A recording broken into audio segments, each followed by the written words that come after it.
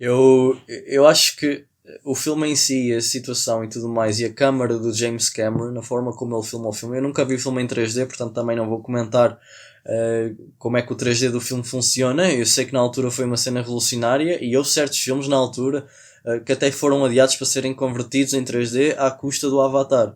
Filmes que não eram gravados em 3D e que muitas vezes até perdiam qualidade de imagem. Foi uma cena um bocado que, se o Avatar fez bem e trabalhou o 3D supostamente bem, pronto, eu não vi, mas houve muitos filmes que acabaram por sofrer visualmente, na minha opinião, mais tarde a converterem o filme em 3D. Eu acho que o Avatar funciona muito bem de uma perspectiva visual, de uma perspectiva de história, que ainda convencional. A realização do filme e o ritmo do filme permitem introduzir um mundo novo, que é muito rico, e eu pessoalmente apaixonei-me pelo filme nesse sentido, pela natureza, pela forma como as criaturas se envolvem. E também pela forma como elas se comunicam, porque uma coisa muito boa deste filme é que eles não estão sempre a falar inglês, é de facto uma cultura nova, é uma linguagem nova, e isso funciona muito bem, na minha opinião. E há muito cinema de blockbuster a ser feito hoje em dia, que são para aí 35 filmes, às vezes das mesmas produtoras, a serem feitos por ano, serem esmiuçados. E este filme, demorou algum tempo a fazer. Entre o Titanic e o Avatar foi ali um gap enormíssimo. Acho que o Titanic saiu quando? 97, 96? É um gap o Avatar de 15 saiu... anos, 15 anos, por volta disso. Pois, lá está. É um filme que demorou a ser feito. Este segundo também demorou imenso tempo a ser feito. E temos de dizer, de certeza, que é o projeto de vida do James Cameron. O James Cameron já devia sonhar com este filme há largos anos. Não é à toa que ele vai fazer mais 3 sequências, não é, João? Tu vês que há aqui mesmo um investimento total. São 5 filmes, em relação a esta portanto vão sair mais 4.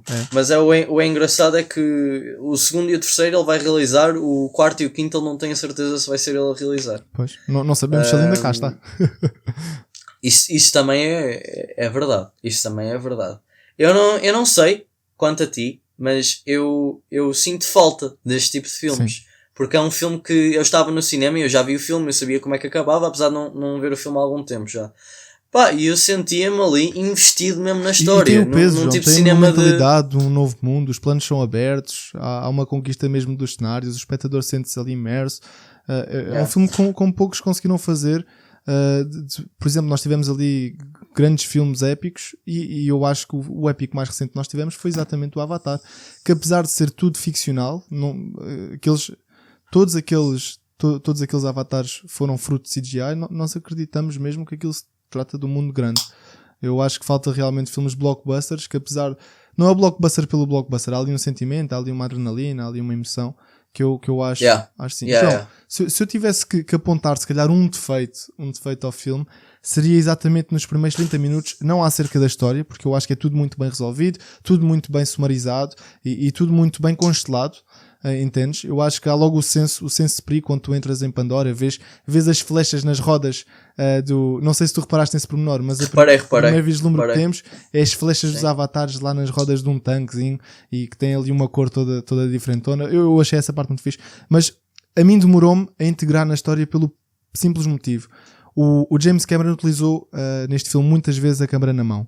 E há uma história interessante nisso que eu vou falar, mas que a mim custou-me a focar quando havia planos em que ele andava com a câmera na mão. A mim custava-me a focar nas personagens, a focar-me nas próprias imagens e por vezes o meu cérebro ficava um bocado baralhado. Não sei se era porque a minha tela era muito grande e eu estava um bocado perto e eu tive complicações a entrar nestes 30 minutos na história, mas depois dos 30 a minha retina adaptou-se e eu fiquei completamente babado, fiquei ali completamente à mercê da história.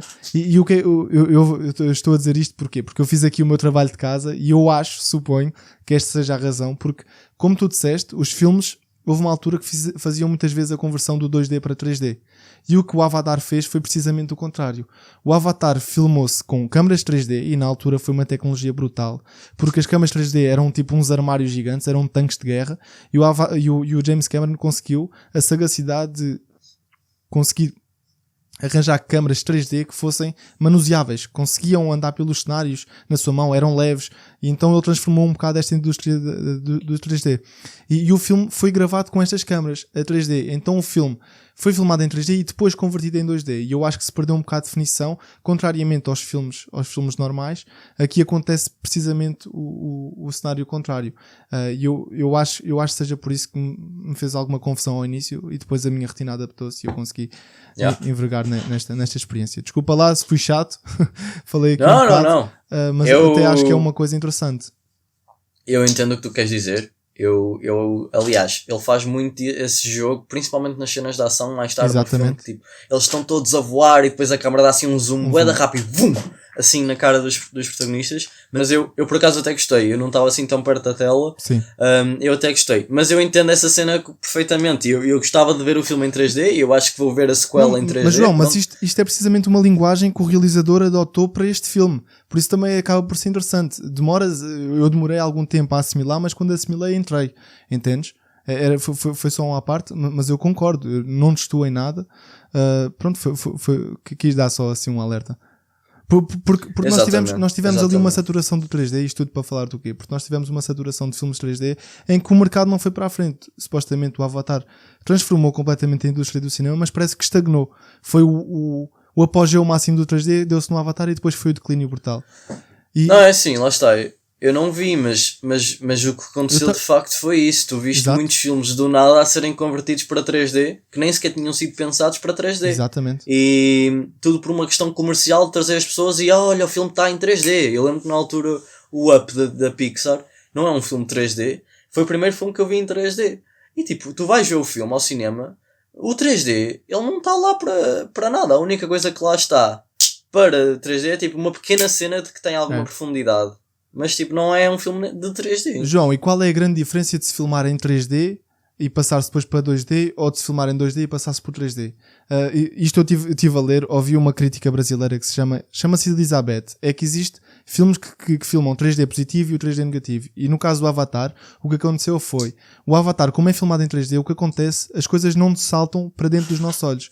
As coisas afastam-se dos nossos olhos. Ou seja, os detalhes que depois criam campos de profundidade, o que acontece é que esses detalhes vão para trás do eixo central da tela. E o que acontece na maior parte dos filmes, dos que não são gravados em 3D, é que as coisas saltam para os nossos olhos, vêm em direção a nós e torna-se tudo um bocado desfocado e às vezes baralha-nos um bocado o cérebro, e isso acontecia muitas vezes. E eu parei de ver filmes 3D em 3 dimensões precisamente por causa disso. Porque eu às vezes não conseguia assimilar tudo o que estava a acontecer e ficava um bocado confuso e as coisas não pareciam nítidas e pronto, este é o efeito colateral que tem realmente.